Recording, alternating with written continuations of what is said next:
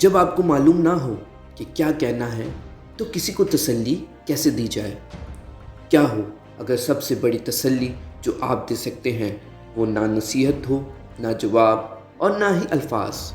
अक्सर लोग उस वक्त घबरा जाते हैं जब उनका कोई अजीज़ तकलीफ़ में होता है। वो ख़ुद पर ये दबाव महसूस करते हैं कि वो मसला हल करें, दर्द की वजाहत करें या कोई ज़बरदस्त बात करें। लेकिन उस सोच को बदलने की ज़रूरत है। मेरे दोस्त, आप हर चीज़ को ठीक करने के लिए नहीं बुलाए गए। बाइबल हमें तसल्ली की बात से बड़ी शक्ल दिखाती है। आपकी मौजूदगी, जी हाँ, आपकी मौजूदगी। वाइस 10 बाब 4 से 9 में लिखा है, 2 एक से बेहतर हैं, क्योंकि अगर उनमें से एक गिर जाए तो दूसरा अपने साथी को उठा लेता है।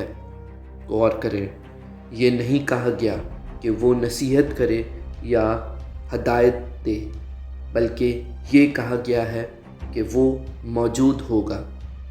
कभी कभी सबसे ताकतवर तसल्ली ये होती है कि आप अपने दोस्त के साथ चलें, उसके पास बैठें और उसके साथ खड़े रहें। अयूब के दोस्त उस वक्त नाकाम हुए जब उन्होंने बोलना शुरू किया, लेकिन जब उन्होंने उसके साथ बैठने का फ़ैसला किया तो सब कुछ बदल गया।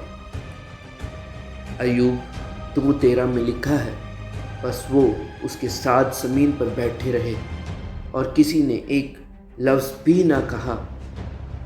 बहुत से लोग कहते हैं, मैं मुशीर नहीं हूँ, मैं अहल नहीं हूँ, लेकिन आपके दोस्त को आपके मशवरे की ज़रूरत नहीं, उसे आपकी मौजूदगी की ज़रूरत है।